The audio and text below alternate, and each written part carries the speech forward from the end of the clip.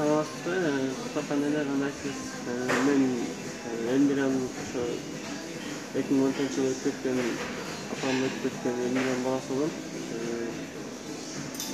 Сиздерге бир ыраазычылыгымды билдирип коеюн дегем. Рахмат, чоң рахматымды айтып. Биринчиден ушу Токтоккан эне сизге чоң рахмат. Сизге ыраазыбыз, аябай чоң жардам бердиңиз. Ошо азыр акчабызды алып атабыз. Буга чейин дагы алдык акча. Чоң рахмат, ушундай бөлүп чыгартып.